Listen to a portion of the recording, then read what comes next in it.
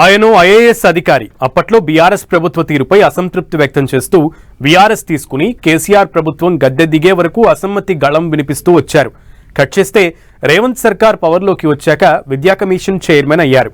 ఇప్పుడు ఇంకో 4 నెలల పదవీకాలం ఉండగానే తన పోస్టుకు రిజైన్ చేసి చర్చకు దారితీశారు. ఆకునూరి మురళి రాజీనామాకు కారణమేంటి?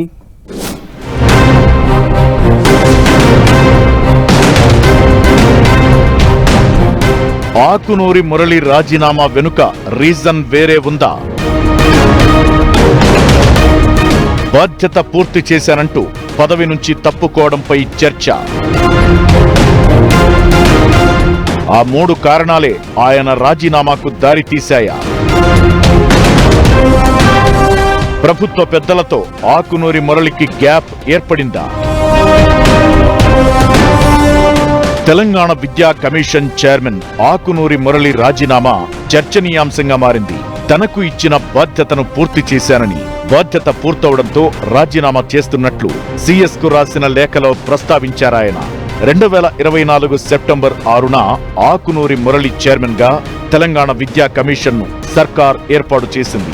2 ఏళ్ల కాలానికి ఆయన్ను చైర్మన్ గా నియమించింది.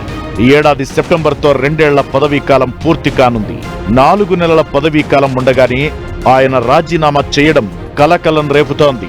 విద్యా వ్యవస్థపై మంచి పట్టున్న ఆకునూరి మురళి గతంలో కేసీఆర్ ప్రభుత్వ హయాంలోనూ హాట్ టాపిక్ గా నిలిచారు. జయశంకర్ భూపాలపల్లి జిల్లా కలెక్టర్ గా పనిచేసినప్పుడు మాంసాహారం విషయంలో ఆయన చేసిన వ్యాఖ్యలు వివాదాస్పదమయ్యాయి. ఆ తరువాత ఏడాది సర్వీస్ ఉండగానే బీఆర్ఎస్ తీసుకున్నారు. అప్పట్నుంచి తరచూ అప్పటి కేసీఆర్ ప్రభుత్వం తీరు తప్పుబడుతూ అసంతృప్తి వ్యక్తం చేస్తూ వచ్చారు. ఆ తరువాత కాంగ్రెస్ నేతలకు దగ్గరైన ఆకునూరి మురళి రేవంత్ రెడ్డి సీఎం అయ్యాక విద్యా కమిషన్ చైర్మన్ అయ్యారు. ఇప్పుడు ఆల్ ఆఫ్ సడన్ గా రిజైన్ చేసి మరోసారి న్యూస్ హెడ్లైన్ గా మారారు.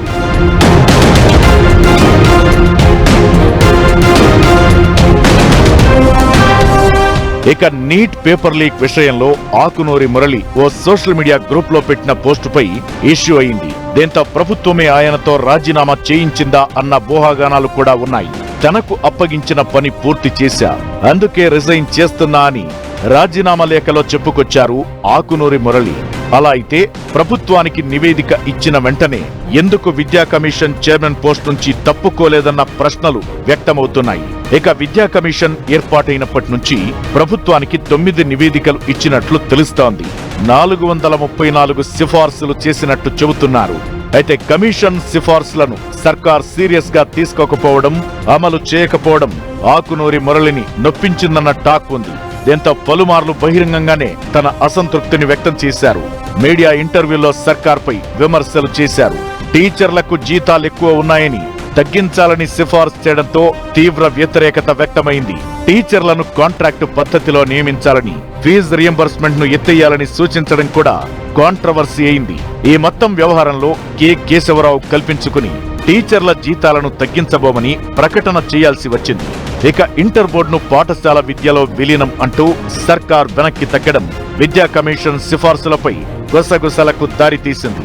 ఆకునూరి నేతృత్వంలో విద్యా కమిషన్ ను ఏర్పాటు చేసిన సర్కార్ తరువాత తెలంగాణ ఎడ్యుకేషన్ పాలసీ రూపకల్పనకు ప్రభుత్వ సలహాదారు కె కేశవరావు నేతృత్వంలో మరో కమిటీ వేసింది. ఈ కమిటీలో ఆకునూరి మురళిని సభ్యుడిగా నియమించింది. దీంతో ఒక రకంగా విద్యా కమిషన్ ను బైపాస్ చేసినట్లయిందని కూడా ఫీల్ అయ్యారట. కేశవరావు కమిటీ నియామకంతో ఆకునూరి చైర్మన్ గా ఉన్న విద్యా కమిషన్ కు ప్రాధాన్యత తగ్గిపోయిందని కూడా భావించి ఉండొచ్చంటున్నారు. అయితే తన రాజీనామాకు కారణమేంటో ఆకునూరి మురళి స్పందిస్తే తప్ప క్లారిటీ వచ్చే పరిస్థితి లేదు.